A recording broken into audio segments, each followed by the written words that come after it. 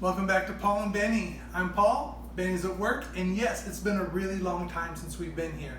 Super happy to be back. We're going to take a great dessert that there's nothing wrong with, and we're going to leave the recipe just a little bit better than we found it. Side note, I volunteered to take treats to Benny's work, but it's over 115 degrees here in Phoenix today, so we're not turning on the oven, probably not till maybe mid-October. So everything we do is going to be no bake, and it's going to be just as delicious. Let's get started.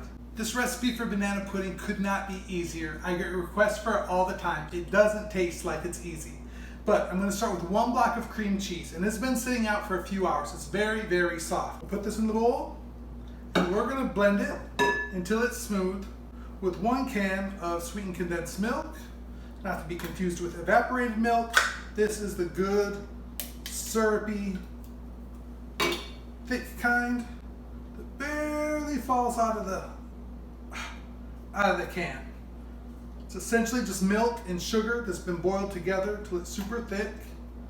And does banana pudding need this? Absolutely not. But does it make it a little better? It does. The cream cheese will add not only some richness, but a really great texture. It's going to make it a little bit thicker, a little more sturdier, a little more luxurious when you eat it.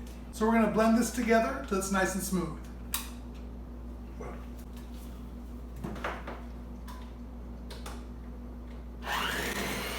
We're going to blend this together till it's nice and smooth. You can see here we don't have any chunks. It's nice and smooth. And to this, we're going to add our milk.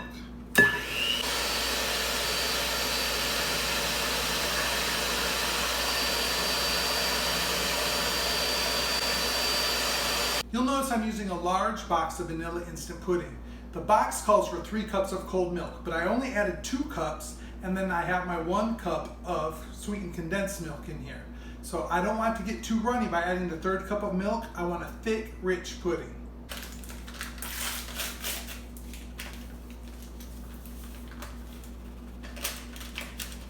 We're going to blend this together about 2 minutes, and then we're halfway done.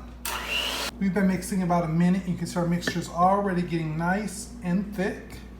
We're going to mix it about another minute, and then we're going to put it in the fridge while we work on the rest of our dessert. Now in this metal bowl, I've got about 2.5 tablespoons of sugar. The pudding's going to be plenty enough sweet. The bananas are sweet. The cookies are sweet. We're going to let the whipped cream just add some nice whipped cream goodness. Just going to add in our cream. Probably don't need the whole thing, but I'm going to do the whole thing. Let's beat it. I almost forgot, we're going to add a good deal of vanilla to this whipped cream. You don't have to, but I love it.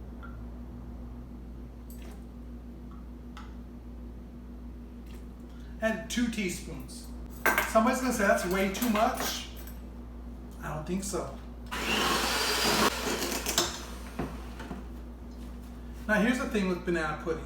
In the South, people like to bake it with a meringue on top. We're not baking anything here today. We're not even making puddings from scratch. The traditional alternative is to put Cool Whip on it because it'll stay fluffy. If you put fresh whipped cream, it's going to collapse after a day or so.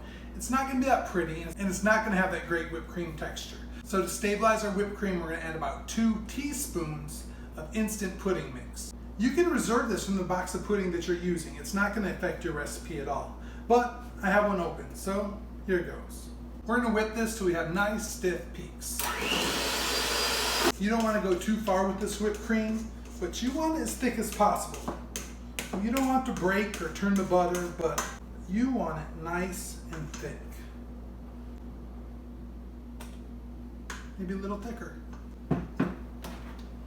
Now there's one more thing we're going to do to make this banana pudding just a little bit than when we were kids. Not that there was ever a lot of pudding left over, but when there was, the next day, sometimes the bananas got a little icky looking.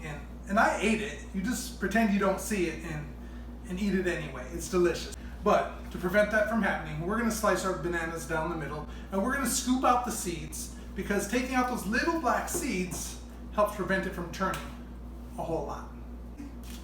We're going to slice it down the middle. We're going to take a little teaspoon and just take the edge of the spoon and scrape out the middle.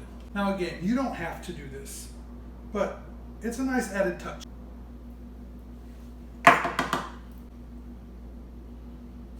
you're gonna lose some banana. So if you wanna cut up an extra one to make up for what you scooped out, by all means, go ahead. Now there's nothing left to do but assemble this. Normally I'd put it in one pretty glass bowl so you can see the layers, but since I'm sending it to work, I'm just put some nice little plastic individual sized cups. Everyone can have their own little treat. If they're not gonna eat it right away, they can take it home. I want you to see how thick our pudding got. It is rich and thick and luscious and a delicious texture. Reminds me of pastry cream, but even thicker than that. This is absolutely just me being too much, but I'm gonna take a pastry bag and I'm gonna put my pudding and my whipped cream in bags. It's gonna make it easier to fill the cup, and I feel like it makes for a prettier presentation than just spooning it in. If it was for home, it would be layered, it would be perfect, but it's not. We're giving it away to someone, so I want it to be a little extra special. So I've got a couple cookies here in my cup. I've got a chunk of banana or two, and I'm gonna start with some cream, some vanilla cream.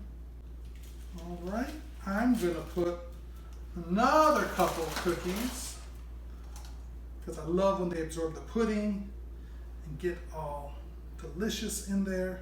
Another piece of banana or two. Nice big chunks, so when you bite in, you don't get a sliver, you get a hunk of banana. All right, a little more pudding. Now I like to give it a tap on the bottom, just get it all settled down in there real nice. I'm gonna add our whipped cream.